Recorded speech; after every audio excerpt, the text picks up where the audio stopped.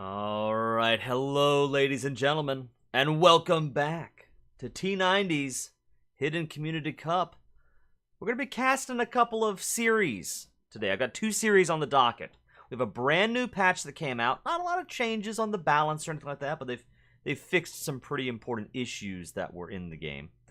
And so many of the old series can no longer be watched, but we have two brand new series for you guys today that I predict will be a lot of fun. First, we're going to have Ramaronic versus BM Virana 45. And let's go ahead and before we get into the match, very briefly, I will switch you over to the map draft and the Civ draft. So this is Hidden Community Cup. These two players are at around about, I want to say, if I remember right, about 950,000 elo. So very, like, right smack dab on the average. And I think this is going to be a lot of fun. These games have been great. So our next series is going to be up a little higher. We're looking at about 1,400 elo. But we are kicking off with 1,000 elo between Bryce and Ramaronic. Mudflow will be our first map here. If Ramaronic wins, Bryce probably takes us to Islands. If Bryce wins, we're going to head to High Tides, most likely. So we know our three maps. And our civilizations are, for Bryce, the Burmese, the Spanish, the Italians, and the Franks. For Ramaronic, the Cumans, the Koreans, the Hindustanis, and the Huns. Now, I would guess, let's see, before we start the series and actually get into this, I would suspect Islands, Bryce probably wants to go Italians, and maybe Ram wants to go Koreans for Islands? On High Tides, High Tides is interesting. I would expect maybe Huns on High Tides, more of an aggressive, fast-paced civilization. I would be really surprised to see Cumans on High Tides. Huns, I would expect, and then maybe over for Bryce, perhaps the Franks would make sense there. Just a civilization that would be good for a scout rush or some kind of aggressive play. I would expect Franks and Huns there. And then on Mudflow, I know I just pulled it up, but I don't have it in front of me, so I forgot.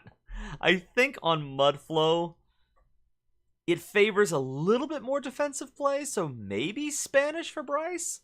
Possibly Burmese, but I would guess Spanish, and then I'm going to go with, because it's a water map, we got the fish and everything, I'm thinking he has Hindustanis. Although, wait a minute, Hindustanis don't even get a buff to their fishing anymore, do they? Think of the old Indians. Yeah, I'm still going to guess Hindustanis. So, with that in mind, let's go ahead and actually dive into today's series. And we have, on Mudflow, Huns versus Burmese. Okay, so I'm 0 for 2 right there, right? It kind of makes sense. I suppose that there's I mean, any map that's not arena or, you know, a walled off map can benefit from aggression. And when I see the Huns pick, I'm thinking aggression. I'm thinking he wants to, you know, put the pedal to the metal pretty quickly when it comes to putting pressure on his opponent. Burmese, now they do get the, if I'm remembering correctly, the Burmese do get the free wood upgrades. So I kind of like that on a map like this where wood can be a little awkward. Yeah, Jimmy James 59 in chat. Hey man, how you doing? He says Huns are pretty good for hybrid maps. I suppose that makes sense, especially removing the awkwardness of having to fit in houses into whatever this landmass is, right? What else is it about the Huns that you would say makes them a good hybrid civilization? I mean, you know, you don't have the wood costs associated with building houses. This is a map that has readily accessible hunt. So, you know, you're able to collect from the elephant very quickly as the Huns. Here we go. We see lumber camps coming up. This is always such an interesting part of Age of Empires 2. It's very easy to overlook, especially if you're not deeply into the game. You might think, this part's boring, you know, setting up the early economy. There's no fighting going on. It's you know, it just takes a long time to get to the action. But I find that it is so much fun, both as a player, to develop these habits and skills and figure out how you want to build that early eco. But then also for the discerning AoE2 viewer. It is very important to see how the eco is getting set up, because this sets the stage for how the whole rest of the match will go. Right? If you see a player, for example, the Huns player only has it has 4 villagers on wood. That's a normal build. If I saw only 3 vills on wood, that would tell me that he wants to go heavily into food for some kind of scout rush. Okay, pause that rant as we see Bienvirana pulling off an elephant lure. Oh my goodness. I'm impressed. These two players are at, again, like 1,000 elo.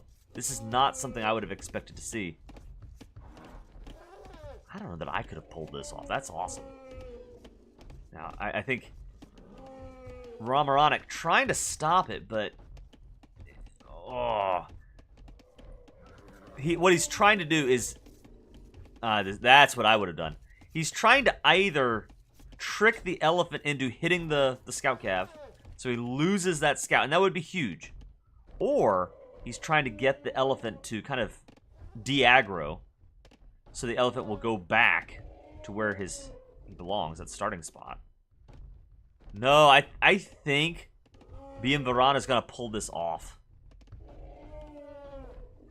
Yeah, Jimmy, I remember you saying that in our last cast together, and you're exactly right. 1,000 elo today is simply not the same as it was 1,000 a year ago. Now, unfortunately, Bienvirana is not going to get quite as much out of it as he otherwise would, as he kills the elephant instead of collecting it. Even so, that is a big win for the Burmese player, as that's a bunch of food the Huns will not be getting.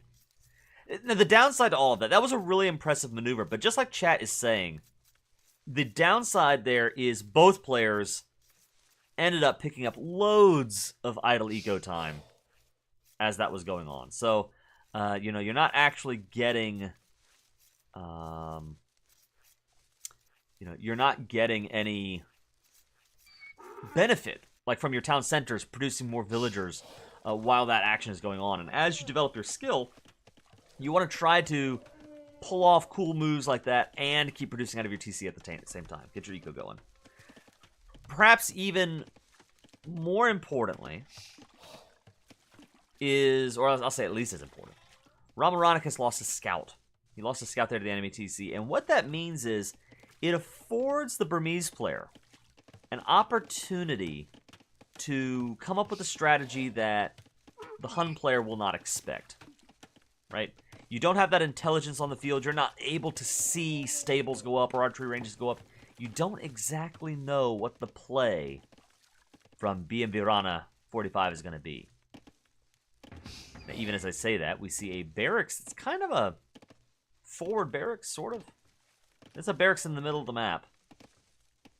Ready to go, so we're not really seeing any militia coming out or anything like that, so maybe that's not a threat, but I guess he just wanted the building. Both players at 20 villagers. Huns on their way up to the feudal age. Burmese not even close. Well, I say that he queued up a bunch of vills, now he DQ'd it. So he's up closer, but he's still a little ways away. A lot of vills on berries. Okay. Villagers collecting from the elephant. You know what I'm wondering?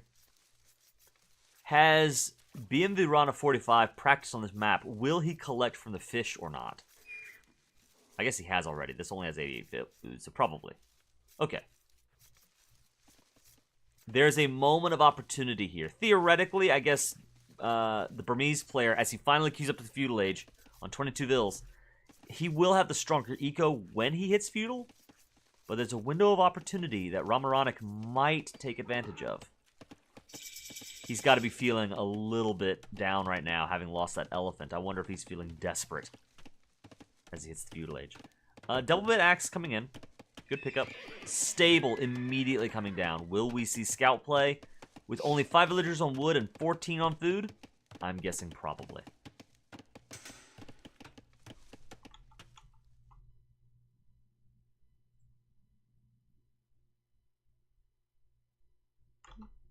Let's see. Give me 1 second to fix stream over on YouTube side. I want to make sure that I can watch the chat along with you guys. And over here. How are y'all doing today? How is life out there in the world chat?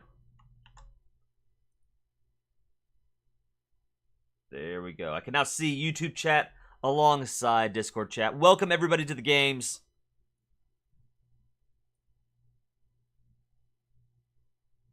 And we are frozen. Better if the stream was not paused. Why is the stream paused? Hold on. The game is still going. Why on earth is our stream paused? Okay, wait a minute. Alright, hold on 1 second. Let's get Capture H back online here. I don't know why that paused. That was annoying.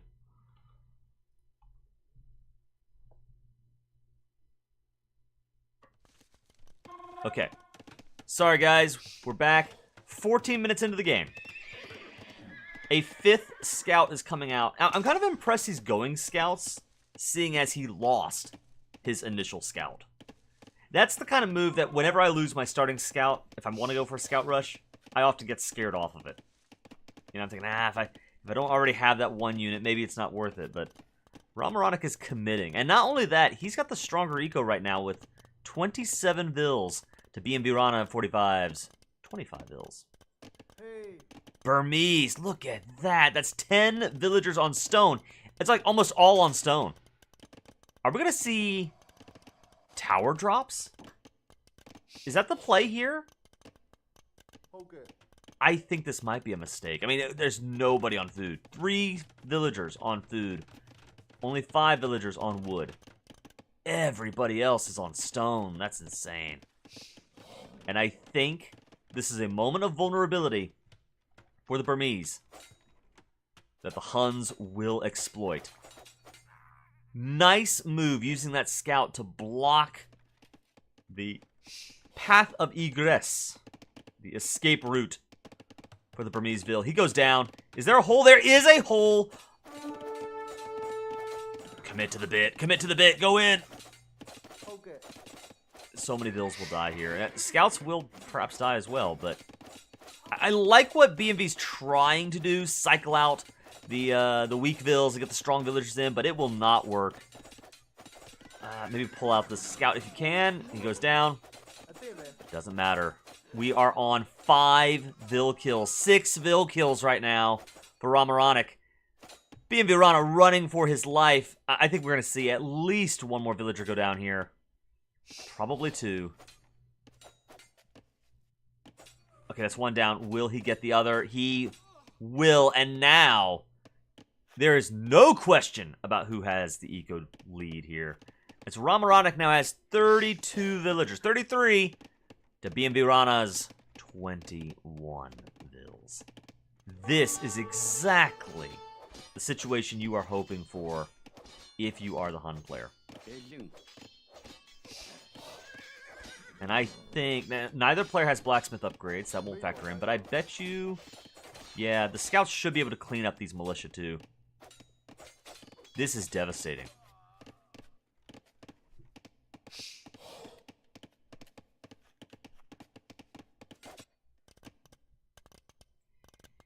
Yeah, and still, I don't, what is the game plan here? What's the strategy to have 1,200 stone in the bank alongside 50 food and 10 gold? I'm guessing maybe he's so distraught by what happened over here. He's trying to get that figured out. and has just forgotten about these guys. But I see no strategy. If you were going up to the Castle Age, maybe it's a castle drop. In the Feudal Age here, a tower rush would make sense. But with everything you just lost, scouts are on the field for your enemy.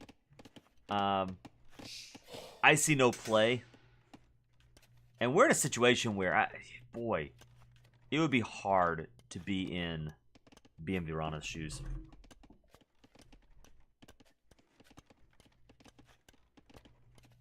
I think Red forgot about those guys. Yeah, that's the thing. I think so. Here we go. They're finally moving. What is the game plan? Yeah, go to wood, build a market, sell all of that stone. I mean, that's pretty much your play, right? Look at this. Oh, my goodness. Guys, I will be honest with you at this point. If I were in the Burmese player's shoes, I would be tempted to call the GG right here. Look at these exposed Farmvilles. Well played by Ramaronic, who again lost his elephant initially. That's extremely demoralizing, and that is a loss of a whole bunch of food. That sets you behind. Losing your starting scout, losing an elephant with a scout rush play. That's hard. Yeah, the elephant is avenged. That's right. The elephant is more than avenged. And we see the Huns going up to the Castle Age. The Burmese player, nowhere near. Nowhere near going up to Castle.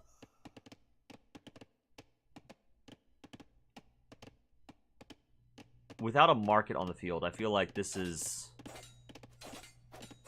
game has to be done. Right? I don't like calling games early. I want to see what, different players try to do to come back from defeat.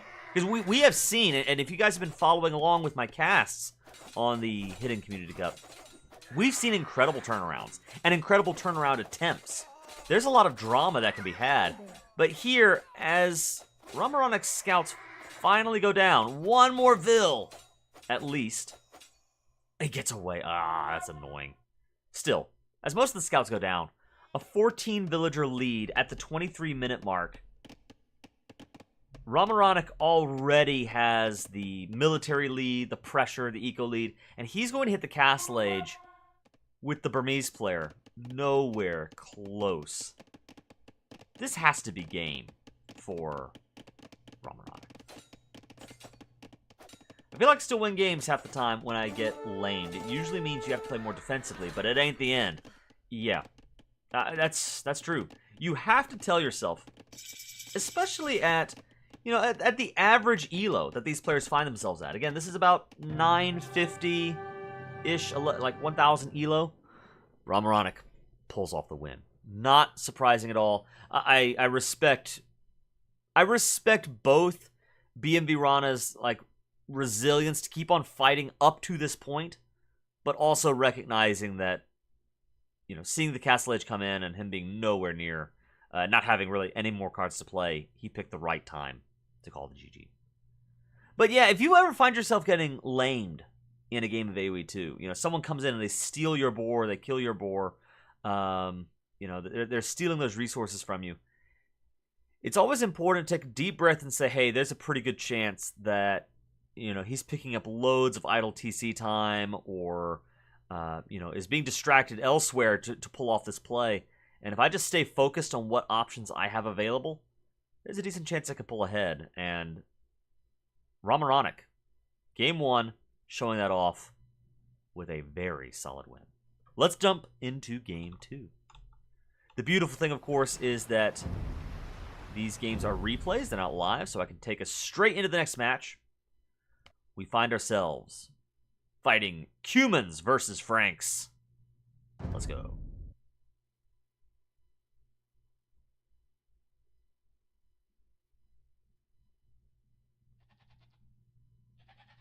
On High Tides. Now, Franks is what I expected from BMV Rana. I would think on a map like High Tides, you would want a mobile, aggressive civilization. So I'm thinking Franks makes sense. Humans, I'm not saying it doesn't make sense. In fact, as we'll talk about, it probably does make sense. But it is not what I expected. It is a mobile civilization. You've got faster training, step lancers, and light cav archers. But what you do not have is aggression, early aggression. I suppose theoretically you could do something with your cheaper stables or your cheaper archery ranges, but for most players, when you pick humans, what you want to pull off is the 2 TC boom in the feudal age. I think that's a little bit dangerous, seeing as, you know, you're trying to go for a hard eco play, presumably, surrendering that early momentum to a player who I would be shocked if BMV Rana does not try some kind of scout play.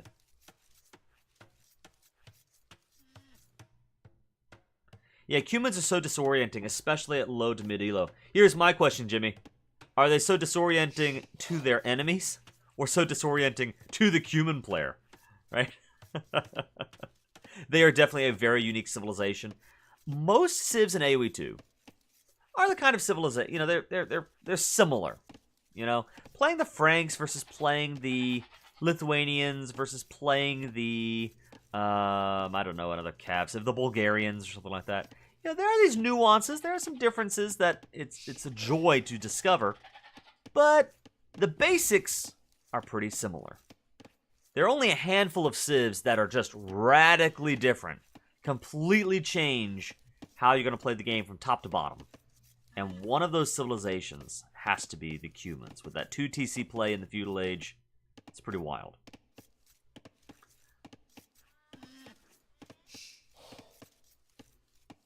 Yeah, exactly. They are a disorienting civilization. I know I've got a friend. He's not a big AoE 2 guy, but whenever he does play Age of Empires 2, he's committed to maining the Cumans. He wants to do nothing but Cumans. I think he's a big fan of the 2 TC play. If you've been a longtime fan of Iron Kaiser Gaming, you might even remember the Noob Cup. That was the start of it all. And that very first Noob Cup had my friend. Have to check that my QQ key is good. Alright. Yeah, make sure your hotkeys are working for sure. Hotkeys are the source of so much strength when it comes to executing your AoE plans. Gotta make sure those hotkeys are working. But yeah, he loves the Cumans, and if you watched the Noob Cup, which is really the origin of Iron Kaiser Gaming, you can actually see him go into his series, always first picking Cumans. What will be interesting to see, again, like I was saying in the last match, the early eco, it can be a little bit boring for people who just want to get to the action. Let's just see the fights, let's see the combat. But the narrative, the story is building right here in the early minutes of the game. What will we see from these players? And if we take a look at BMV Rana's eco, it's shaping up exactly the way I would expect. Only 3 villagers on wood, and everybody else all inning on food. That tells me that this is a player who wants to get up to the feudal age as quickly as possible, is trying to only get the minimum amount of wood necessary in order to go up to the next age. And then we'll scout rush. That would be my expectation here. A couple of farms going down right away, trying to get up to that next age quickly. Meanwhile, our Cuman player, the eco's a little bit more balanced. 11 vills on food, 6 villagers on wood. And they've been going for a while now, so the Cumans have banked up more wood, and I would expect that to lead into your typical 2 TC play. Yeah, the Frank player making farms this early, that was a little weird. I would have expected with that wood play, maybe he's not comfortable luring, you know, luring ostriches and deer. Also, he's... No, don't tell me you're missing the goat. Don't tell me you have forgotten the goat. Here we go, zebra coming in. Okay. So he's luring in food sources, and yeah, it's going to be scout play. The farms are a little weird. They call it, that's 120 wood put into the farms. So he's got to mass up the wood necessary to get down a barracks and then a stable on top of that. But we can tell the food focus is strong with this one. Oh, no. Idle TC, come on. I get... Oh, don't build another Vil. Go up to the next stage. There we go. As if he's listening to me. All right, kill that sheep. Kill that zebra. Come on. I know that's not a sheep. I know my zoology basics, but food is food, right?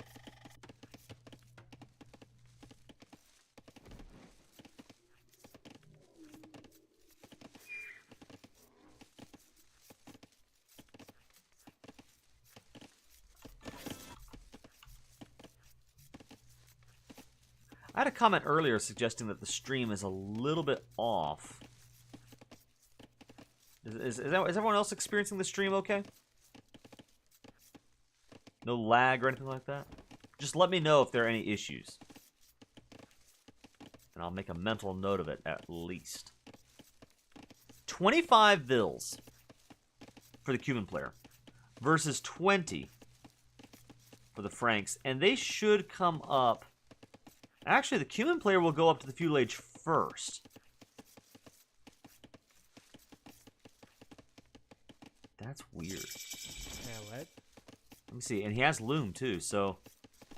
How is it that their idle TC times are the same, but the Cuban player has a 6 villager advantage? They both have Loom, so it's not bad. And here we go immediately. Credit to Ramaronic. Immediately getting up that second TC. This is going to be hard for the scout play to work. Especially with the barracks only just coming down now. What you want to do is try to get the barracks down either in the Dark Age, or even better, get the barracks down on the way up to feudal. So it's ready to go, and then when you hit the feudal age, you can immediately put down your stable and start the aggression. Here, you know, we're at the 13-minute mark. We just got the barracks up. Now we have to wait for the stable to go down. There it is. There's the stable, and then we've got to train the scouts and get the scouts over. And by the time the scouts get here, this TC will be up. Any villagers, you know, working around both of these TCs should be covered. There's really nothing scouts can do about that. The only areas of weakness for Ramaronic are right here. He's got some goats that maybe he should move back to the TC. I know if I were the Cuman player, I would be expecting some aggression. I think maybe getting some spears out preemptively would be nice. And I suppose there's some weakness up here too. He could kill a Vil, maybe knock down a dock. But it's going to be hard for the Franks. Oh, that's right, the fishing ships. That's the difference. They have the same Vil count. Yeah, actually, yeah, the Cuban player's up just a few Vils. But it's the fishing ships. Ramaronic is on the shore collecting fish. The Frank player is not. He's going all in on this scout play that's also kind of delayed. I hope they're not stuck. I don't think that they are. But if they just spawned in between two trees, that would be devastating.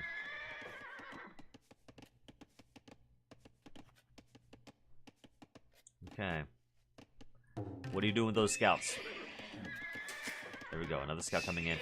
Wow. Bunch of Vils queued up. He's not letting his TC idle. You got to give him that. Yeah, I think they're stuck. I hope they're not. This would be... If I were red, this would be heartbreaking. But I am a little concerned that they might be stuck.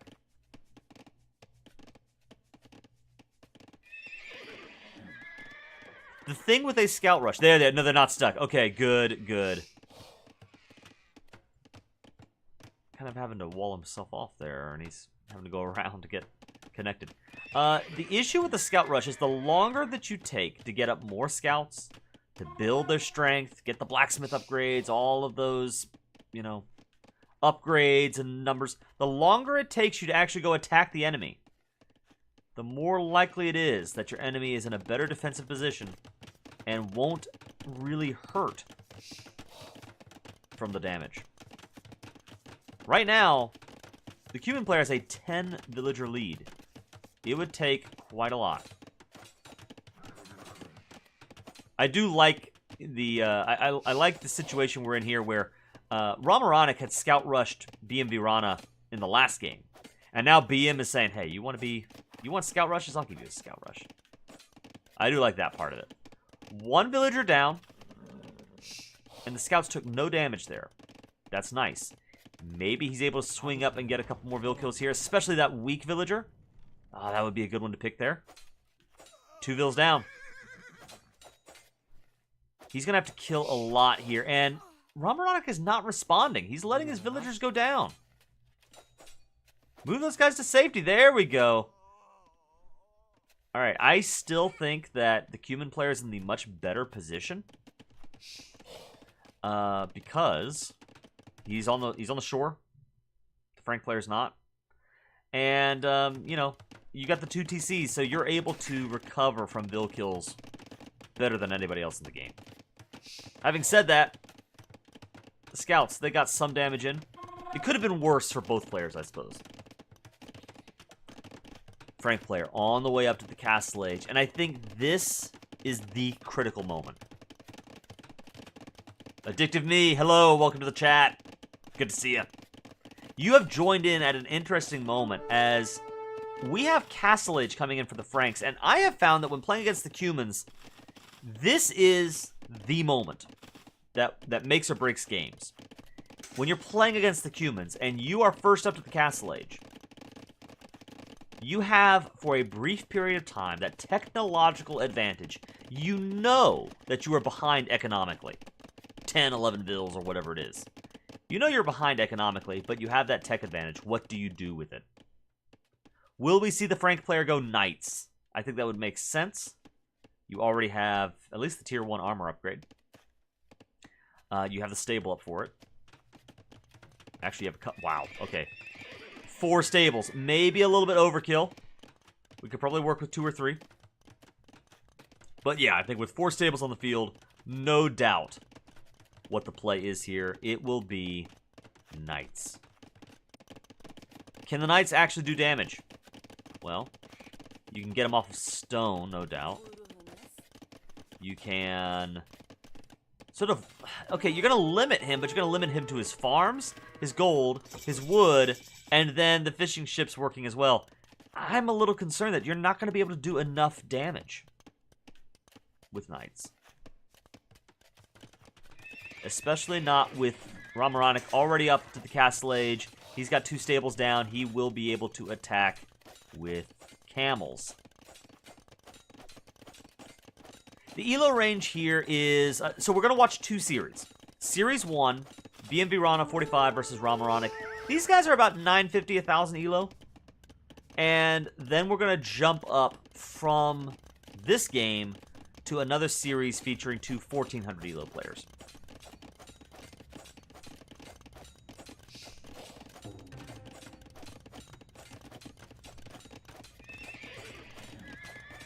Honestly, the main thing... Here's the main threat for the Cuban player. I'm a really firm believer that, yes, you can look at the numbers. You can look at just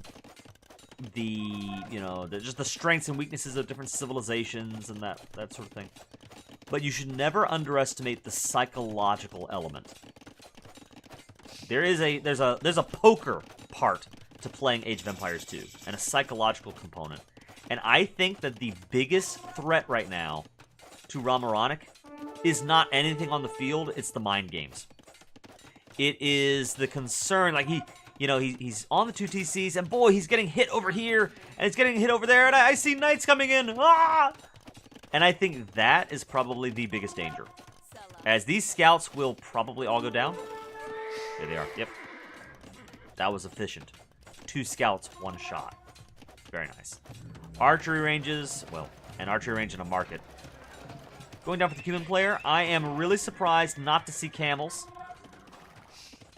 Ooh, tier 2 armor coming in as we have 11 knights on the field. Have I just completely... Let's see what happens here. This actually could hurt. Maybe I was wrong. Maybe 4 stables is the play. This will sting.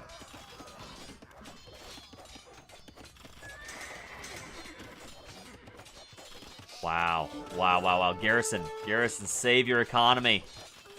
All of a sudden, the eco is looking far more equitable. Unbelievable. You know, I know that ringing the town bell is considered a noob trap.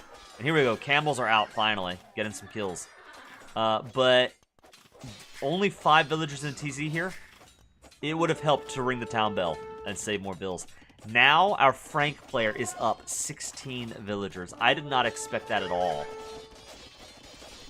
The all-in night play from BMV Rana 45 has paid off in spades.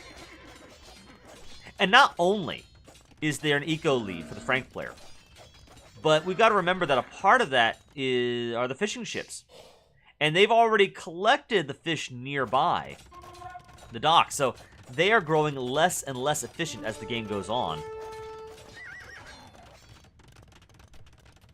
The knights are, well, I was going to say the knights are down, but no. There's a whole new stack of knights right there. Wow.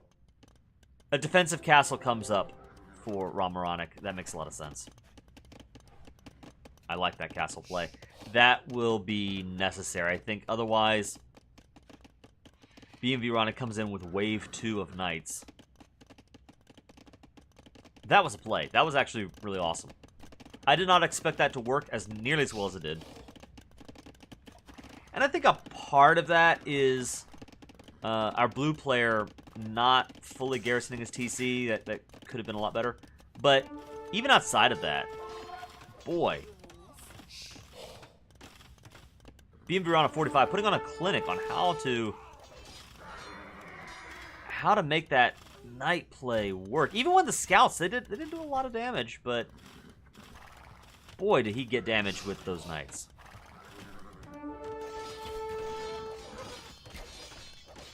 Kipchaks and camels on the field. I like the combo, but I think I would rather see you prioritize the camels, scare them off of knights, and then pick up the Kipchak force.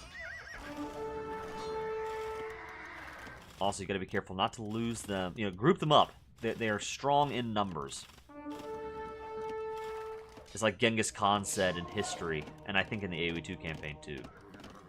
Like, he takes a couple of sticks and says, you know, or a couple arrows. An individual arrow is weak, and he, like, snaps it, right? But then he grabs a bundle of arrows and says, you know, the arrows together are strong. It's kind of like that with your archer play. You've got to mass up archer units. They're really not that good. You know, 1 or 2 or 3 at a time. Our Frank player throwing down his first castle. Kind of surprising. The Franks get cheaper castles, so, you know, I oftentimes expect the Frank player to be the first one to get a castle down, but it's an interesting position, too, because it's not overly aggressive. Like, if this were me, I'll be honest with you, I would probably have put the barracks next to the archery range, trying to shut down this wood line, shut down this gold. I don't know if that's the right play, necessarily, especially when you're already ahead. You can throw games by being too aggressive. But that's how I would play it. But I kind of like the patience of our Frank player. He probably knows he's ahead. The score says he's ahead by 200 points. Honestly, he's ahead by more than that, I think. So I think he's throwing down this castle just to sort of establish a forward position and, you know, give himself sure footing to continue the aggression. Meanwhile, he's already picked up enough stone to go again. Our fishing ships are having to go further and further away from blue to collect food.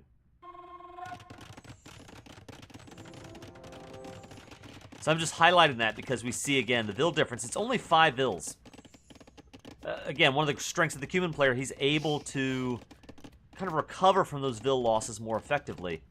And even though both players in the Castle Age, BMV Rana 45 only has 1 town center down. So Romaronic is picking up those eco numbers. Yeah, this is what I figured. He builds the cheap castle number 1 to secure the stone. Then we'll pick cheap castle number 2, I'm going to guess, in a more aggressive position. He could even try to snuggle it in between these stables and then hit both town centers with the castle. A third TC down for Romaronic.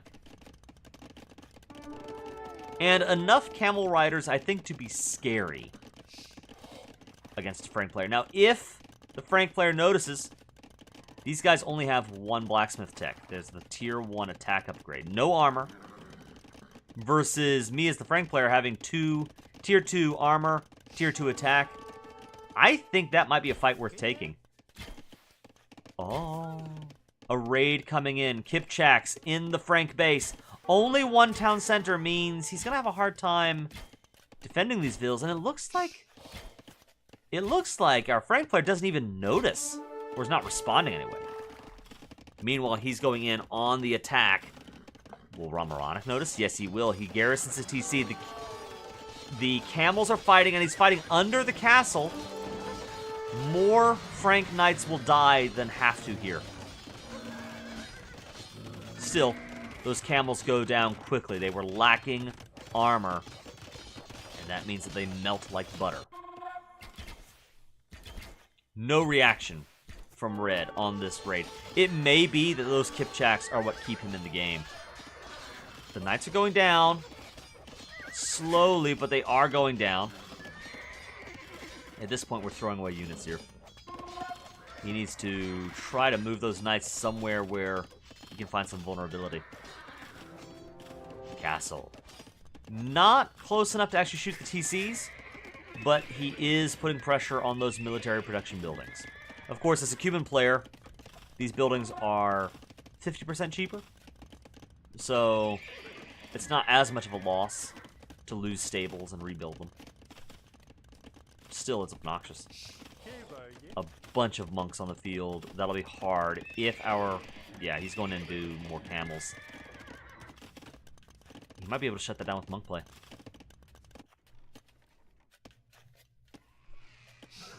Can I start a poll?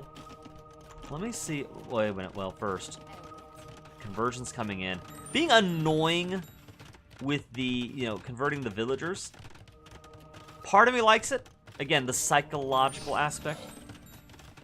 But part of me also thinks, all right, your 5 villagers, 3 of them no longer have juice in the can. Their faith is down. So the scouts could move in and actually attack these guys and maybe get kills there. Of course, you are losing the castle. Or, you have the castle that would threaten your camels, but... Good find here from Romaronic. He will get several villager kills there. That was overly aggressive. Overly aggressive eco from VMV Rana 45. So let's see. The Cuban player has retaken the Ville lead. He's got a defensive castle, so we're going to see the Frank castle creeping probably stop. Yeah, this castle will go up.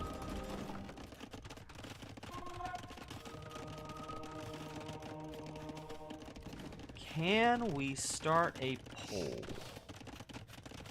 Let me see if I'm allowed to do that.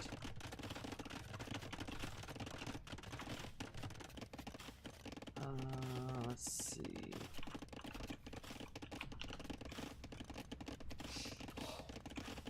Twitch noob here, guys. I'm trying to get a poll going. I want to know, go ahead and put in chat, who do you think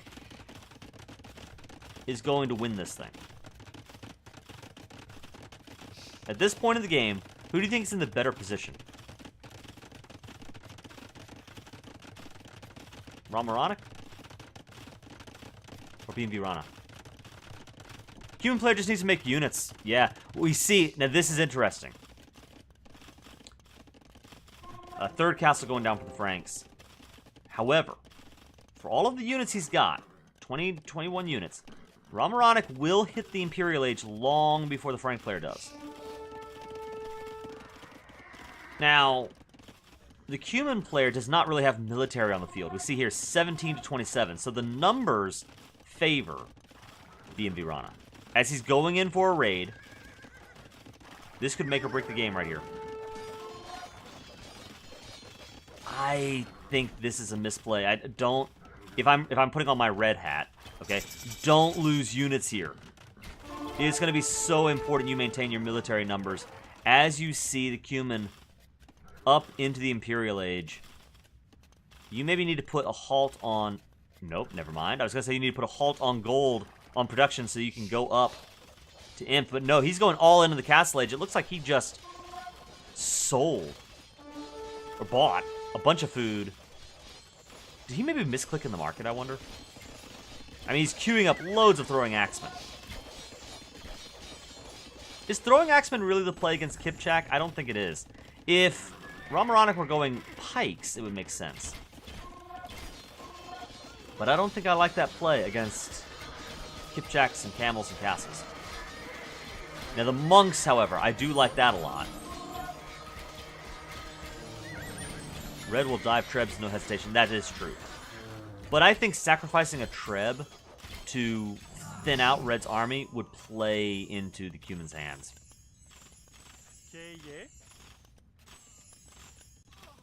Couple of monks going down, too close to the TC.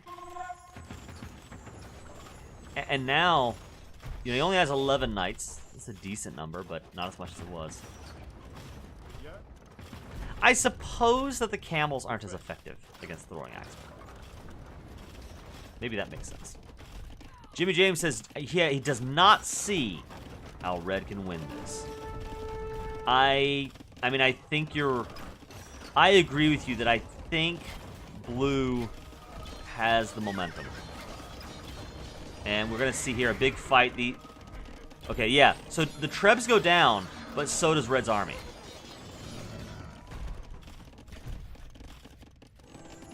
Castles getting blown up. And speaking of psychology, this has to be a huge psychological blow to Red.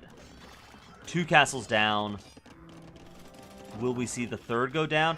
If the Trebs position near the castle, he's in a great defensive spot to knock down both of these castles. And Blue is up 1,800 points on the scoreboard. And the scoreboard's not everything, but in this case, it is enough. BNB Rana 45, calling the GG and meaning Ramaronic takes the series. Unbelievable. I gotta give a tip of the hat to the Frank player. Because I was saying earlier, like, there's, you know, like, no way, like, the scout rush isn't gonna work, there's no way. And he was able to do a lot more damage with his knights than I thought he was gonna be able to pull off. And he hung in there, put on a really good show, but ultimately, Ramaronic showing us just why the Cumins are so strong. Having lost, at one point, it was 19 villagers that went down to the scouts, the knights, showing us just how devastating the Cumins can be and how resilient they can be. Being able to climb back up from that loss, to have a strong eco. You guys have to see 63... I'm sorry, I got it backwards. 63 villagers killed by the Frank player. 19 villagers lost by the Frank player. So, Frank player comes in, he's slaughtering villagers left and right. But just was not really able to capitalize on that and bring it home. The Cumin player able to really breathe back into the game with 4 TCs and shut down that Frank aggression. You know, hindsight is 2020. I wonder if he was more aggressive with the castles, if that would have made a difference. If that first castle goes down and knocks, you know, like snuggled in right there and knocks out those 2 TCs and he applies pressure from there, could that have made a difference? Maybe. I don't know. But good game. Well played, Ramaronic. Well done. And that is Series 1 in the can for us. We've got one more series for you guys. We're going to be watching 2 1400 ELO players going at it. So, let me boot that up. And in the meantime, I'll just tell you guys, if you're enjoying the show, please consider following the channel here on Twitch, or if you're watching on YouTube, please consider subscribing to Iron Kaiser Gaming. I really appreciate you guys that do that. Addictive Me, welcome. Thank you for following. I appreciate that. Let's go ahead and boot up. Two players who are now... We're going up on the ladder. This is 1400 elo. Ooh. This should be a lot of fun.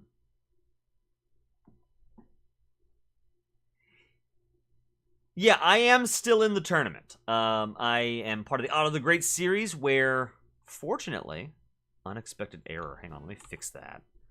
Good news, I can fix that. It just takes a second. But I am still in the tournament. I did pass it through the group stage. So next week, they open up the quarterfinals battle. And so I'll be looking forward to seeing just how far I can go in this tournament as well. But I love playing the game. I love casting the game. And right now, just for the fun of it, we are watching two 1400 elo players battle it out. Futuralis in the yellow, playing a civilization that we just saw dominate at the 950, 1000 elo range, the Cumans, up against in the red, Fletcher, playing as the Georgians. XV, I had cast your games, man. You say my final group stage match is tomorrow in about 15 hours. If I can ask, what are you at? Are you 2-0, 1-1, 0-2? Like I'm trying to figure out if your last, is your tournament life on the line with that series, or what does that look like for you? While you're answering that, I'll go back to the cast here. We got Georgians versus Cumans on Bypass.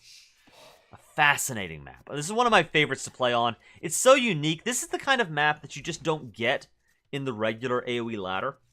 So it really encourages unique strategies, unique play styles, very different ways of playing. Some people love the aggression, pushing through the center, trying to end the game quickly. Other players treat it more like a hideout or an arena, and they want to expand out along the sides and play the late game and the heavy eco game. We see very different kinds of games on this match. It's a really fun map to play on. Nice, man. He's saying you 2-0 either way, so you're going on to the past the elimination bracket. But maybe seeding might make a difference, and that makes sense. So good luck, and especially, you just want to win. I mean, if you walk out of the group stage winning every single series, that's a huge morale booster, you know? This is awesome. Notice how Fletcher, 1400 elo here, right? He's using his sheep to keep the gate open so he can lure his deer, his zebra, his ostrich. He can lure his deer through the gate and get it to the town center to pick up that food eco. That is fantastic. Futuralis may be taking a little bit of a simpler approach. Just deleting a palisade. Oh no! I think he sort of confused the zebra for a second. That made it a little complicated because of the mill. But deleting a palisade and being able to push the zebra in, I think that makes maybe a little more... I'm not going to say more sense. I love this maneuver right here with the sheep. That's pretty awesome. But I think this is simpler. You're not using up as much of your mental bandwidth to just delete the palisade.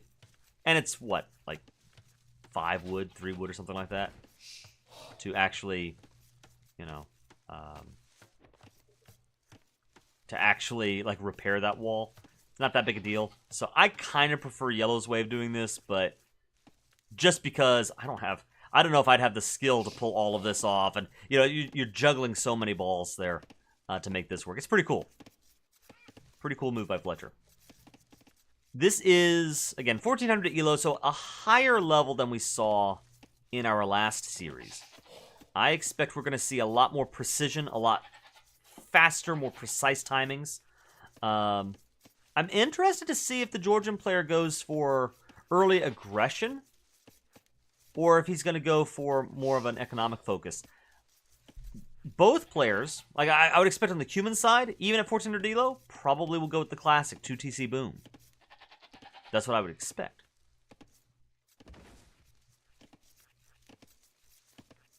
Fast Imp Turks on bypass was how I won my first set. Yeah. Yeah, I went up. The one series that I lost, it was 1-1. We went into the final match, and you may have actually watched it already, but my opponent, Disappointed Invader, he went Cuman Siege Push right down the middle. And I knew it was coming, so I had monks ready.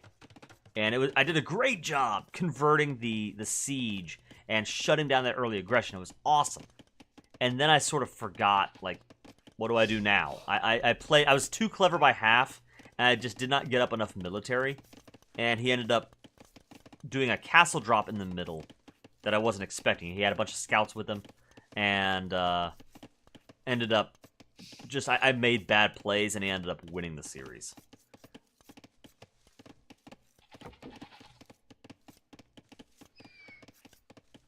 Futuralis will be the first up to the feudal age on 20 villagers. Georgians going up with 24 vills. Interesting strategies here. What does the early eco tell us about their game plan? Whoa, whoa, whoa. Wait a minute. 4 villagers. What are you doing? What are you doing? You cannot build. What on earth? He's going with a watchtower. He might not be going for that 2TC drop at all. Oh my goodness. Okay, he's got a villa on stone. He wants to... A, I'm shocked. B, I'm impressed. Because, you know, this is a strategy that the Cumans, as a civilization, aren't necessarily designed for. It's not that you can't do it, but they don't get any bonuses for it. He is going to tower drop his opponent here in the feudal age. This is going to be fascinating to watch. Okay, here we go. Second TC is coming in, so he is going for the 2TC, but he's backing it up with aggression. I like that a lot. I like that it's not just a naked 2TC boom. He's not just playing defensively or passively, but trying to get some pressure on our Georgian player. And meanwhile, for the Georgians, we see a stable coming up. So we're either going to see scouts or fast castle into knights, is what I would expect.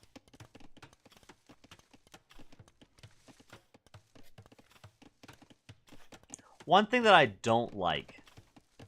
No stone left for towers. Yeah, exactly. He's got nothing. There we go. It's an outpost. That will not help you shoot down.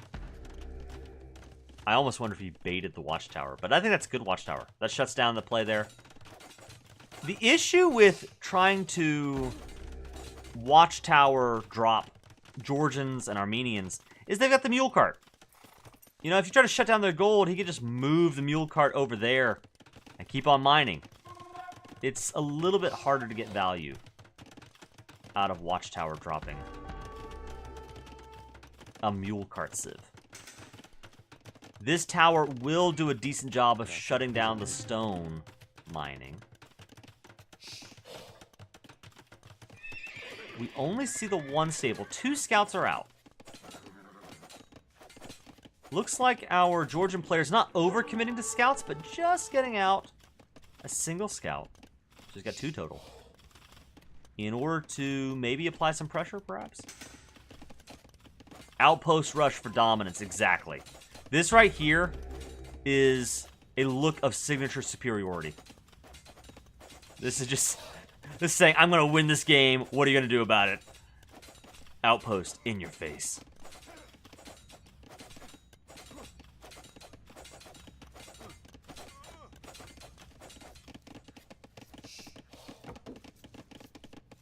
The eco is building for our Cuman player.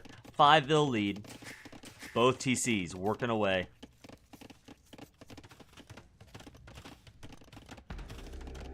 And there's a third watchtower just inching ever so closer to the watchtower, the enemy watchtower.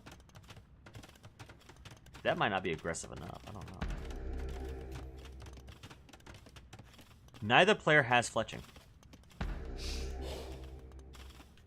So, okay, no. I see what it is. Here's what's going to happen.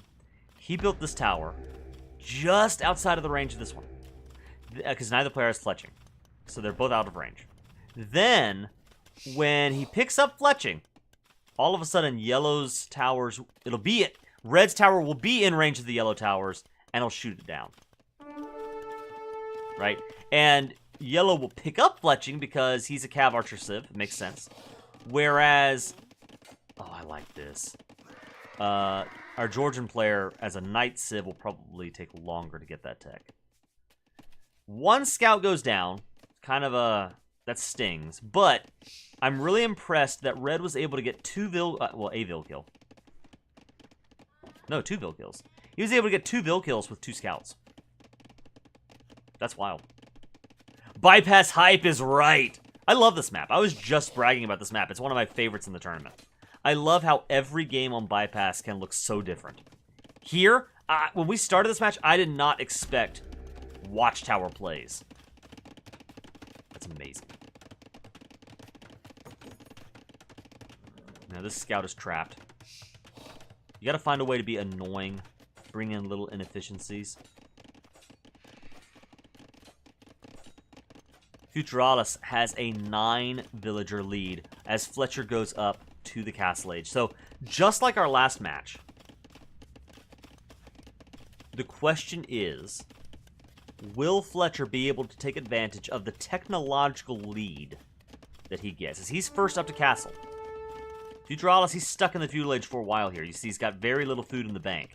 But a lot of farms coming down, a huge economy means if Fletcher doesn't take advantage of this window, this moment of opportunity, then I think the Cuman player just has it in the bag. Whenever you're going up against the Cumans, it's like you're on a ticking time bomb. You're on a clock. You've got to make it pay off if you're going up against the Cumans. Let's see. This scout is still alive. It's kind of impressive. No military buildings yet for the Cuban player, by the way. It's all about the eco. And as I say that, nope. Market and blacksmith coming down.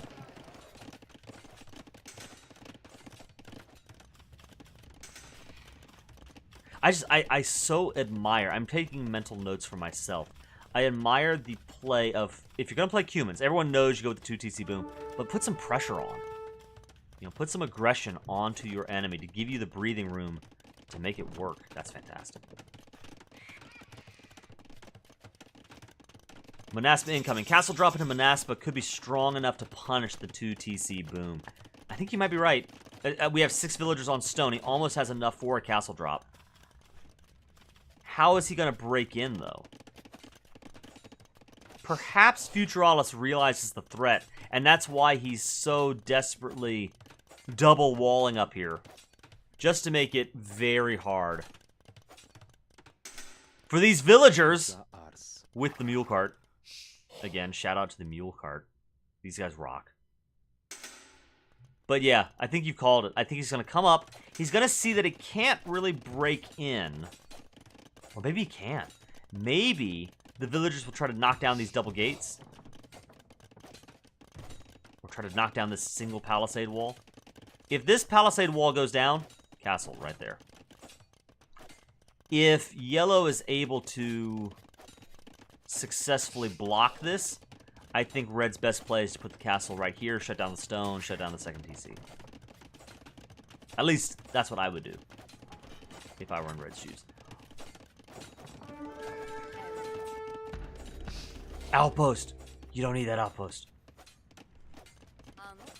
I say you don't need the outpost. I might be wrong. Maybe the outpost is an amazing call.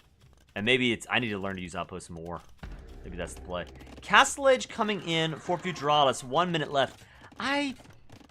Okay. Alright. Maybe this is right. I am just a fan of aggression. I like putting pressure on my enemy, and in my opinion, this castle is just a little too safe. I want to just inch it forward a couple of tiles. Hit that town center. Shut down that stone. You can do it. He has no military. I know that, you know, we have this bird's eye view, and maybe he's afraid that if he shows his hand too quickly, Yellow has a bunch of military and comes out and shuts it down, but I think he could have gotten away with the forward castle there. Ramaronic, we just got finished casting your series. It was a really awesome set of games. Well done. So yes, we did. You can go back and watch the replay. It was a lot of fun. But we are watching two 1400 ELO players here battle it out. Georgians versus Cumans on bypass. And Dennis, the Menace. You might need to change your name to Dennis the Prophet, because you nailed it.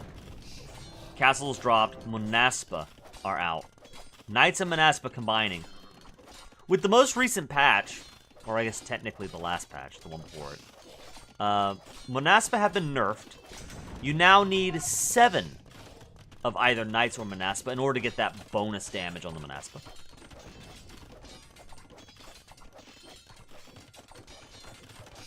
Yeah, go back and watch the replay. They were fun games. They were fun. It was a really awesome battle between two players there. Oh, some real surprises in that series. Defensive castle coming up. This will... Good move. This will shut down this aggression here. He's going to have to find a new way to break in. And I know Fletcher wants to break in.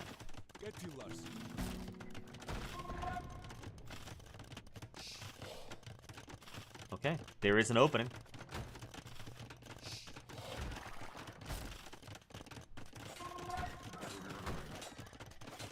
Yeah, we called that out. Ramaran talking about his last match, and unfortunately, not all the Vills went into the TC. And so, a great recovery though. That was a really awesome thing to witness. Here, Futuralis is doing an amazing job, in my opinion, playing on defense. He will be the first up to imp. You called that as well. Fast imping. This castle's not long for this world. You know what I would love to see? I guess he's probably the safe play is camels. I'd love to see monks. Ramaronic with the follow. Thank you very much for joining the Iron Realm here on Twitch. I appreciate each and every one of you that decides to follow along with my AoE adventures as we cast AoE 2, play AoE 2. It's been a really fun adventure, not just playing this tournament, but being able to share it live on Twitch and being able to cast these games and share the experience with you guys. It's been a lot of fun. Thank you. Thanks to everybody who follows, likes, and subscribes. Like PowerNS 119, thank you very much for joining.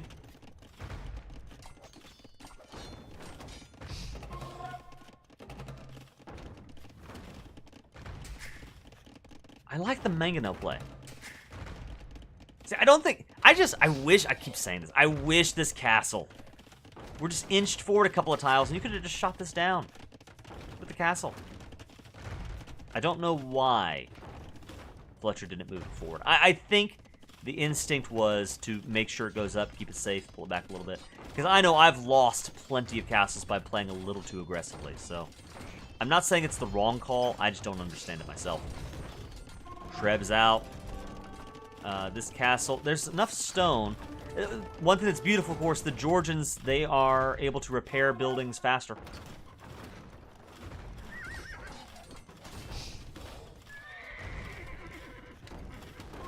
If Mako does me a favor and sweeps their seat, then I'll face you next, Ramaronic. The decisive set we played on Saturday. Okay, so you're telling me I've got 2 viewers in chat who are going to be battling each other, perhaps, in T90's Hidden Cup? I mean, guys, that's a series I might have to just get my hands on, so we definitely will have to watch those. Be sure to follow the channel if you want to watch that battle take place. I love casting viewers. And let me not ignore what's going on here, as we have Manaspa coming in, getting some Vil kills. 13 Vil kills for Fletcher in total. But Futuralis now has the military lead. He's an imp. Fletcher's stuck in the Castle Age. Only 25 Vils on food. Very little food in the bank. This Treb will go down, but we are probably going to see a cost. No! Not a single unit lost. Amazing. And Georgians, they slowly heal their cavalry. So, you don't even need monks to, you know, you just need patience and time. And that Manaspa will fully heal itself. Defensive house wall coming in to protect the Trebs as they continue to apply pressure to this castle. What an amazing series. More Vils die here. I think that was just a misclick there. A 16 Vil lead now for the Georgians. That raid stung. Defensive castle coming in as the Steppe Lancers have moved forward to try to get some pressure in. He could garrison that fortified church and start shooting these Steppe Lancers. Steppe Lancers are dangerous. They don't have as much armor as knights, so you can see here they're melting pretty fast to this castle. Yellow is distracted. He does not realize his Steppe Lancers are going down. This is devastating. How many Steppe Lancers did we just lose there? Something like 6, 7 Steppe Lancers? Georgians have retaken the military lead with that moment of distraction. Oh, and the pressure is on for red. I had said earlier that you sort of want a ticking time bomb if you're going up against the Cuman player, but it seems like Fletcher has defused that bomb, and now it's Futuralis who is on the back foot, trying to buy himself enough time to get up counters to these Manaspa. This Mangonel is within the range of the castle. Right-click that mango. Come on. I'm really surprised we're not seeing the Vils garrison in the castle. More Vils are going down. Fletcher has, at this point, a 40 Vil lead. I think he's done it. Nice stone walls from Joe. Yeah, just amazing defense by Red there. Both players showing off incredible defensive skill, but Red, the player who's able to break through.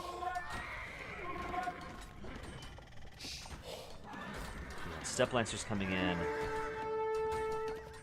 for the Cuman player. That extra range on Steppe Lancers means that they do a much better job getting out damage quickly. I've got to applaud Futuralis for, again, his resilience, like trying to hang in there, make something happen. And we see right now the military numbers are even, and that's before these mangoes go down. So Futuralis has the military lead right now. This battering ram will also go down uncontested, no doubt. But my goodness, and all of that happened in the Castle Age. So now Georgians are on their way to Imp with a, quick math here, 45 villager lead. Oh my goodness. That's going to be hard to come back from. An offensive Treb. That's a misplay. No, that Treb won't last long. No, here we go. Pokeboys. Mounted Pokeboys. Take out the Treb. These towers will also go down. Yeah. Remember, of course, with the Manaspa, for every 7 Manaspa or Knights that are nearby, the Manaspa gains 1 attack. Up to a limit, but even so, as those Manaspa numbers grow, this unit will hit harder and harder and harder. If he's allowed to build up a huge force of Manaspa, it will be a hot knife through butter, slicing through Cuman's base. Futuralis definitely in trouble here, as we see a 1,700 point lead for our Georgian players. Not even up to Imp yet. This is wild. Guys, you picked a good time to join Iron Kaiser Gaming and watch some games, because this is crazy. Both players are showing incredible skill here. Whoever loses this should not feel ashamed. Both players putting on an incredible show. But it's looking to me, as we see a huge battle taking place here. Step Lancer versus Manaspa. The Manaspa are going to be the harder hitting unit, I think, but the Step Lancers have the numbers. Not GL the Viper joining the Iron Realm. Thank you very much. And finally, the GG well played is called. Wow. I'm exhausted from that match, and I was just watching it. I cannot imagine playing this battle. Like, that was an amazing clinic from both players. How to play the Cumans, how to play against the Cumans, how to play defense, how to play offense. This match had everything. That was wild. Well done. Game 1 goes to Fletcher. Which bracket is this? This is, I got the ELO. This is around 1400 ELO. So the bracket is, this is group stage. And it is, let me see if I can remember, Fletcher. This is out of the Gajamada part of the tournament. So, two very, very strong players. The question for me here, if I were in Futuralis' shoes, is, like, psychologically, like I said, this is a game about psychology as much as anything. Can you shake off losing a game this intense and bring your A game into game 2? You've got to be able to do that in order to, shake off the losses, continue to have fun, continue to bring your best. That's maybe the challenge here. Now, you know what I did not do? I actually forgot to start this series by going over our map picks. So let me flip over to our maps and our Civ picks, and then we will start up game 2. Here we go. Okay. So we just saw Bypass played as the admin pick, which Fletcher won. Futuralis lost. So we're probably going to see Quarry next. And then we have Islands as a pick by Fletcher. That should be a lot of fun. Looking at the Civ picks, we just saw Cumans go down and Georgians win. So if we see Quarry next, I'm going to make a prediction. I'm going to guess Fletcher goes Khmer on Quarry. I think it makes sense for several reasons, but sort of a back pocket choice is that he can use ballista elephants to shoot through the thin wood line along the sides and open up a new front. And I think that would make a lot of sense. Quarry and Islands is home match. I'm watching Aliens play. Yeah, you're right. This is, with what we saw in the last tournament and what we see, I certainly will never pick Islands. Oh, that's a different guy.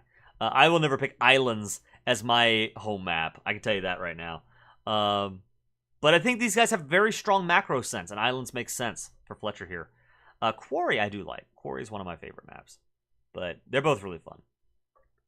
I'm going to guess Khmer goes into Quarry. And on Futuralis' side, it's his home map.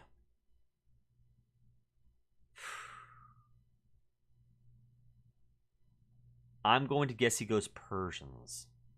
I think the faster TCs. He wants to maybe TC up the center. Night play makes a lot of sense for the Persian player. I'm going to guess Persians. Persians versus Khmer is my guess. And then if we go Islands, Malay is definitely an Islands pick, and Armenians will be the Islands pick for Futuralis. Both of those are very strong naval civs. None of the others really fit Navy. I guess Persians have faster working docks, but I'm going to guess Armenians for Islands. Let's see if I'm right. Okay. Not GL the Viper. I've seen you in chat on Discord, and there's a little part of me that just wonders, are you really the Viper? Are you the Viper on his fake account going around as like, hey guys, I'm not the Viper. Don't worry about it. I'll tell you what, though, whether you are the Viper or not, I really appreciate having you in chat, joining us today. I'm going to boot up game 2 right now. Here we go. You might be, yeah. You should change your name to maybe GL the Viper. Okay, wait a minute. Let me fix this really quickly. Game 2. Booting up right now. And we have Franks versus humans. Hey, wait a minute. Oh, no, wrong game. Wrong game. Sorry. Okay. Hold on. Wrong game. No, I picked the wrong series. Game 2 of our 1400 ELO players. Here we go. Alright. Fletcher versus Futuralis. Teutons versus Burgundians. Not the civs that I expected, but I'm happy to see it. Teutons, one of my all-time favorite civilizations. I have been playing this game since... Oh my goodness. I mean, back when they sold Age of Kings and the Conquerors in the jewel case. I mean, I've been playing the game for, like, what, 13 years, 14, 15 years now? I don't know how long it's been. It's been a long time that I've been playing Age of Empires 2. And way back in the day, when I used to play AoE 2, I would play nothing but Teutons. This was my civ. All Teutons, all the time. And my strategy was always the same. Go up to the Castle Age, maybe have some fun with some random units here or there, but always Castle Age, Castle, Teutonic Knights. The Cape Boys. Those were my guys. I had to play with them, and that was my strategy every single time. So, it's still a lot of fun. It gives me some nostalgia whenever I see the Teutons, and especially if we see Teutonic Knights, I will be a happy little Kaiser. Meanwhile, though, our opponent, I say our opponent, I'm not rooting for Fletcher here. Yeah, by the way, I need to give him his point for that last match. I'm not rooting for him per se. I'm going to be a neutral observer, neutral caster. But his opponent, in the yellow, Futuralis, playing as the Burgundians. Another civilization that is a really fun civ. You get those eco upgrades cheaper and available in Age earlier. So this enables some really strong economic play. And we saw from that last battle, both players have really strong eco focuses. These civs make sense, honestly, with that in mind. The Teutons with their cheaper farms means you can get huge food boom going with the Teuton player. The Burgundians with those techs available in Age earlier. Double bit axe already coming in at less than 4 minutes into the game. So these lumberjacks are going to be working much faster than average. What an incredible pick. And it makes me wonder if there's a particular strategy in mind. You know, at 1400 ELO, I don't think that Futuralis is just intuitively, randomly picking the double bit axe tech that early in the game. I think he's got a plan. Only 3 vills on wood? No, there's a 4th perhaps coming down the line. Whew, okay, did not lose the boar there. Okay, we see a boar coming in very quickly. He was luring some deer. I think he's going to lure deer. Are we going to see a scout rush from Futuralis? Teutons is always about the castle drop. You know it. Yes. Cape's too cool. That's right. The capes are a part of it. The other part for me personally, I don't know how many people are like me on this, but now I'm an American.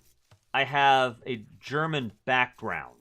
Like my descendants came from old Prussia way back. And so that's Iron Kaiser Gaming. That's tied into all that. And so I think when I was young, and I loved history. Loved that background, and thought, I'll pick the German civ. And so that was in my mind too, playing the Teutons. Them, the capes, and even now, even today, I like playing knights. I love the extra melee armor. Once you hit the Castle Age, the infantry, the cav with extra armor, that is such a good feeling. You are a little bit slower because you don't get access to husbandry. But if they're willing to take on a head-to-head fight, you know, you're probably going to win that. That would be an awesome poll. I'm gonna poll that next time I do an AoE stream, because I don't have it enabled right now. But next time I have an AoE stream, I'm gonna ask my chat, do you care? Like, have you ever played an AoE Civ or mained an AoE Civ because of the history of that civilization, or because of where the Civ is from? You know, you're like, well, yeah, I have this French background, or I'm from France, so I'll play the Franks. You know, I have Italian background, so I'll play the Italians with the Sicilians. Has anybody else done that, or is that just me? I know that's not everybody. I know for a lot of people, it's all about the game. It's all about, you know, just picking the Civ with the bonuses that make the most sense, or you know, that's obviously a huge part. But there's an element for me when it comes to picking Civs that, you know, just have that extra story to them. That's a lot of fun. Fletcher is on his way up with 21 vills. Now, I was asking if we were going to see a scout rush from Futuralis. I doubt it. 23 vills on the field, going up to the feudal age. If it is a scout rush, it's a slow one, so I don't think so. Now, he only has 6 vills on wood. Everybody else is on food. So it could still be a scout play, but if it is, it's a little bit slower. It's more of an eco-focused scout play. And it is a scout play that gives our Teuton player enough time to wall up and keep those scouts from coming in. So well done to Fletcher. I'm Mongolian and I only play Byzantines. Definitely used to play Celts as a kid because I'm from Ireland. Also, Woad Raiders were cool. Exactly. That's what I'm talking about. When I was young, yeah, the stories, yeah. So, Levi, what is it about the Byzantines that makes them the Civ? Is it the cheaper trash? Is it the cheaper Imperial Age? Is it the cataphract? That's my question. Also, first-time chat, welcome to the stream.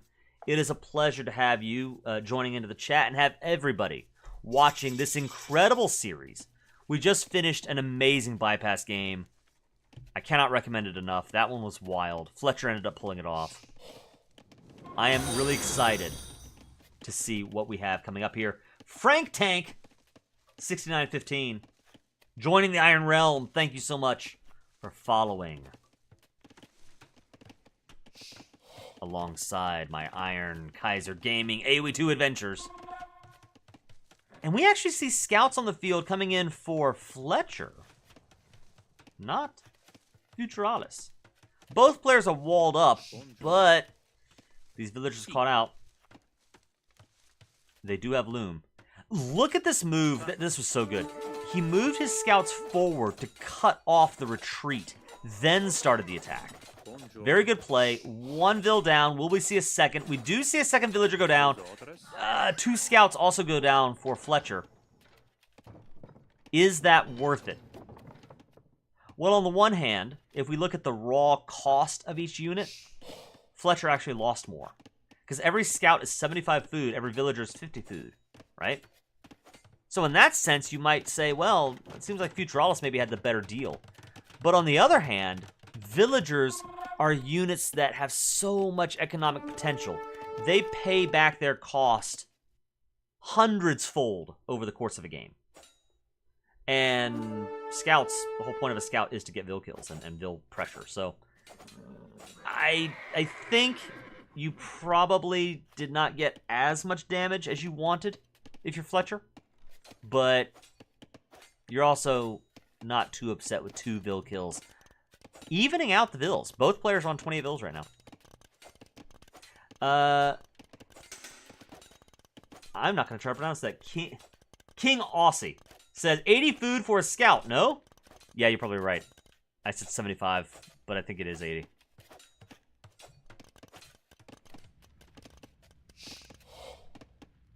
It's very nice HP for buildings. Talk about the Byzantines. Why Byzantines? Byzantines have very nice HP for buildings, longer vision for free, cheaper advancement, mostly strong units for trash, like the cataphracts with trampling thing. Yeah, They are an amazing civilization. I really enjoy them because if you play Byzantines, if you're a Byzantine main, I think it makes you a better Age of Empires 2 player all around. Like, for me, I love playing the Spanish. I love the Conquistador play, the Fast Castle. But the way that those bonuses work, you sort of get used to a Spanish way of playing the game. And if I try to move off of Spanish onto some other civilization, not every skill that I've picked up as the Spanish can apply to, say, the Celts or the Poles or whoever. Definitely the Gujaras. They are in a league of their own. But when you play the Byzantines, all of their bonuses, they're just like little eco bonuses here and there. They just make you better at your eco, better at understanding counters to enemy units. And it seems like the skills you learn as a Byzantine player, you can take with you into the rest of the game. I like it. I think that's a great pick. Over 400 games to the Gujaras. That's amazing.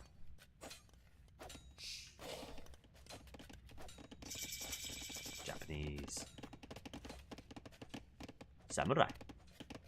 Okay, we see Futuralis first up to Castle Age by a decent amount. He's down 6 villagers, but that's the cost of going up to Castle first. 2 TCs immediately thrown down. And what we're seeing, I think, from both players is a very strong economic focus. You know, both players walled up. Both players playing a little defensively. Fletcher trying to get some damage in with some scouts, but he's walled up. He's got the food eco going at home. And I would bet you that when Fletcher hits Castle, he'll do the same thing. 2 TCs, maybe even 2 TCs both behind the wall. And then we're booming into a late game situation, is my guess.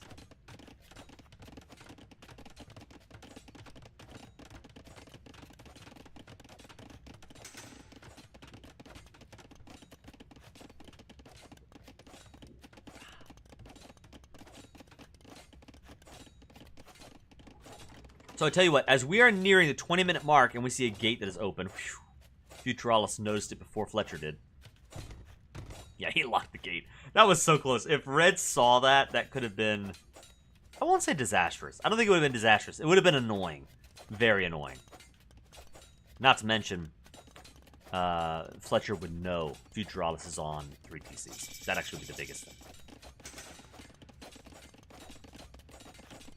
You're not getting in, Fletcher. Nobody's home. Go away. We're not interested. Okay, let's see if I'm right. Will we see 2 TCs behind the wall? Is that the opening move? A monastery coming in. He's going to get the relics. And you know what? I'm going to go ahead and say I was wrong. Before any TCs go down, we've got knights on the field. And there we do. We do see 1 TC. Will we see a second? Behind the wall.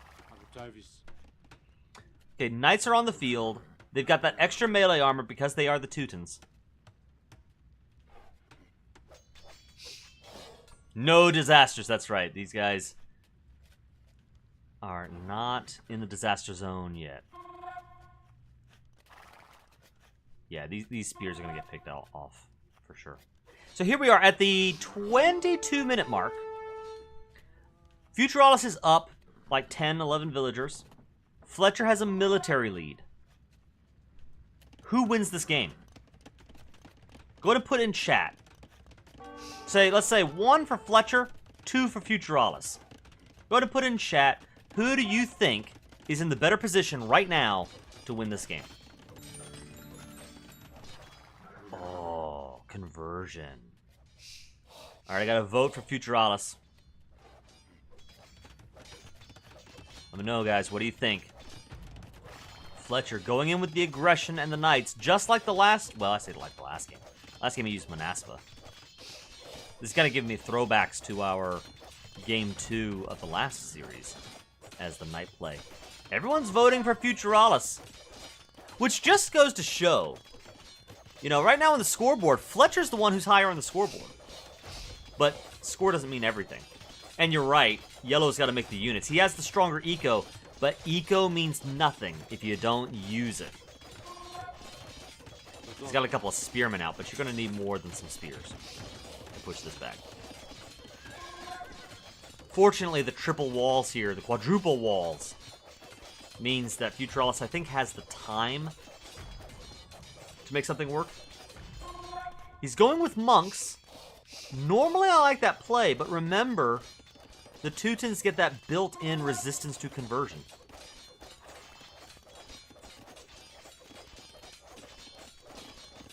Yeah, insta 4 TC. So I did call it 3 TCs for red behind the wall. Both players going in with eco, but a 4th TC coming down for Futuralis. Impressive. Will this scare him off? Yes, it will. He's in on the other side! Oh no! There's the disaster you were looking for. Disaster indeed. But with all of these TCs, and the monks are in position to maybe get a conversion here, I don't believe devotion is in. Dennis is saying, nope, one. I think Fletcher's got this now. Let's see, blacksmith. We do have a feudal age armor upgrade in for the pikes. Will jump onto this. You gotta make. Oh no, Bill's gonna go down here. This might be. Oh, look at this. Okay, what happens up here? I think the extra melee armor will make a difference here as the knights absolutely pummel those pikes. There's still an eco lead for Futuralis, a 14 vil eco lead. But the military lead is no doubt on Fletcher's side, and he is putting on the pressure.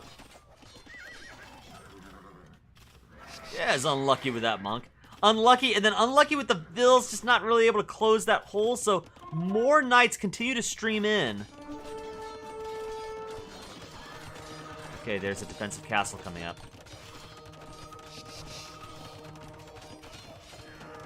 He picked a good unit to convert. This knight has a lot of HP on it. Villagers will go down here. 10 Vil kills on the board for Fletcher. And all of a sudden, the eco is looking almost equal. Fletcher's taking the eco lead. He's having to retreat. He's having to try to clear this up. Oh my goodness, is this annoying or what? If you are Futuralis, you have got to be so peeved right now.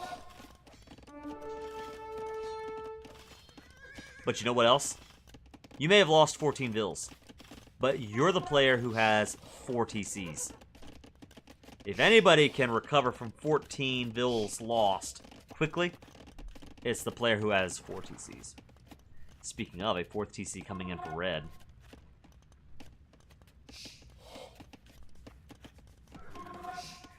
I hate that this whole... I understand, like, how do you...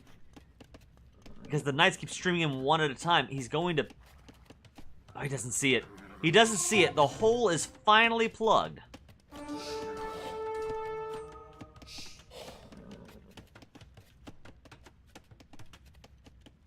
This is so annoying for yellow. So annoying. Castle drop incoming from the Teutons. Claimed. Oh, it's a defensive castle. Yeah, I think that these players, again, they value their economy. They value building up the defense. They don't want to go all in on some aggressive play. We see outposts from red on both sides, meaning that yellow will not be able to break through and raid red, without raid knowing it at least. And that castle means that he would have a hard time doing damage if a raid did come in. Of course, both players have a defensive castle, but unfortunately for Futuralis, he was not able to get that castle up before the damage was done. Fletcher, first up to Imp. Will we see him stay on knights? Do you consider chopping through on the sides? I do consider opening up the sides. I don't know if I consider chopping it. Yeah, I mean, I guess that is the fastest way to do it. Red, it looks like you called it. Red is going to chop through. And ooh. Big fight here. Will we see conversions? Conversion 1, conversion 2. That's big. That's very helpful for Fletcher. He's going to try to take out the monks, but no. Those knights die. He's throwing away these units here. You know, they've done what damage they can. It was worthwhile. Now I'll just be as annoying as I can, distract as much eco as I can while I go up to the next age. What I'm wondering is, will we see Fletcher stay on knights, or will we see him make a swap to something else? Maybe an infantry siege play, perhaps?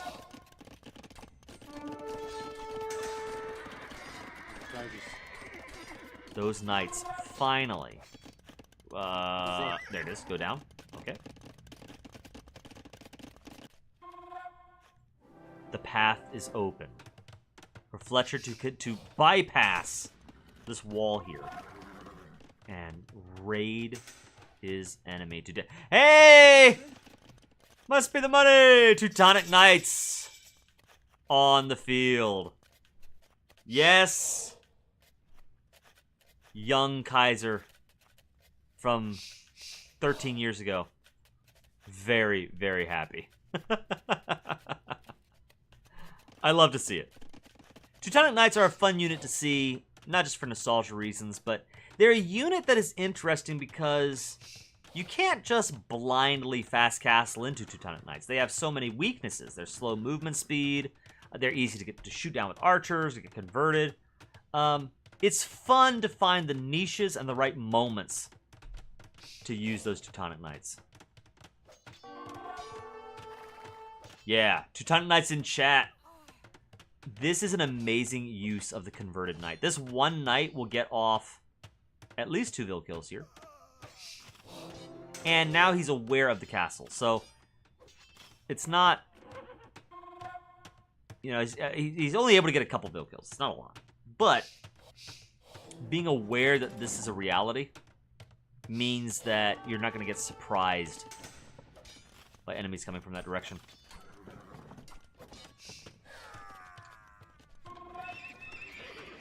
I think what shocks me is, in my series, the way I play it, I'm going straight down the middle. I'm trying to claim all that gold.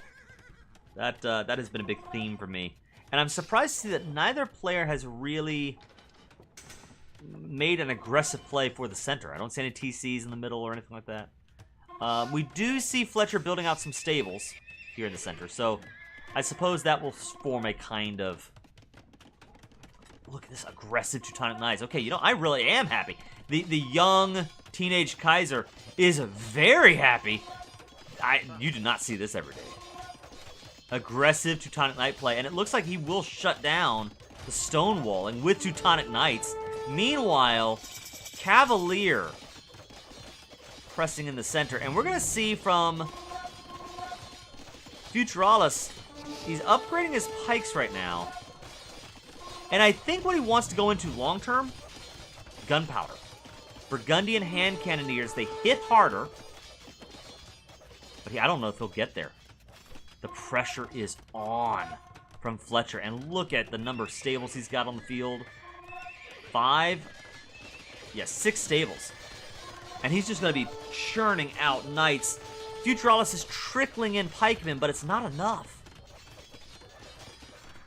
And even when you do have pikemen, you got the Teutonic Knights there, which are just a nightmare for infantry. So chemistry is coming... well, yeah, chemistry is coming in. Hand cannons in a vacuum would be an amazing choice against the Teuton Civ.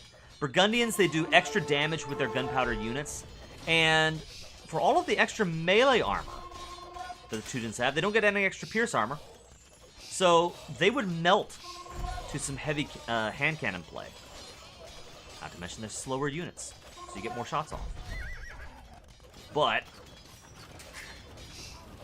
with all of the pressure, the treads, the cav, the infantry, I'm sorry to say it, but I think we're going to see a 2-0 GG called here from Futuralis shortly.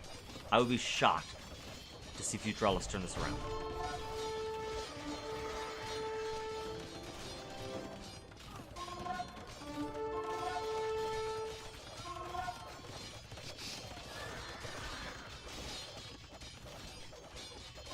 Fletcher is losing units, like the castle, for example. But for every unit he loses, he's pumping in 3 or 4 more from the stables. GG, well played, called by Futuralis. The first game, I should have added scouts. The second game... Yes. Just feels like you're 200 elo stronger. Yeah, it's just that aggression paid off. What a game. What a series. Well played, Fletcher. For me, kind of a motto of mine that I hope none of my tournament opponents are watching this, but a motto of mine, I really appreciate early aggression. I think that a lot of times the guy who is able to throw the first punch, as long as you throw it decently effectively, right? The guy who's able to throw the first punch is often the one who ends up winning the game. And here, this is a good example of this, where Fletcher was able to get pressure on, starting out with just a few scouts, picking off just a couple of vills over here, you know, and hitting away at some palisade walls. And that turned into night pressure, and that turned into a devastating raid, knocking out, what was it, like 10, 12 vills, right? Into what we saw here, where a load of Cavalier and Teutonic Knights press in, shut down the defensive wall over here, and he ends up with 60 Vill kills and winning his series in a convincing fashion, 2-0. Well played to Futuralis, well played to Fletcher. Both players showing off incredible skill, incredible defensive, offensive talent. They would both beat me up, I can tell you that. But well done to Fletcher for winning this series 2-0. And guys, I think that's where we're going to stop it for now. So, thank you so much for watching and joining me as I explore some of these Hidden Cup adventures. It was a lot of fun to cast for you guys and cast alongside you guys. Thanks so much for watching. Thank you, those of you who have followed the channel. I really appreciate it. Please consider following or subscribing to Iron Kaiser Gaming here on Twitch and on YouTube if you want more AoE adventures, AoE casts and commentary and showcases and everything else. Guys, it's been a lot of fun. For now, this is the Iron Kaiser signing off. Have a great one out there. See you around.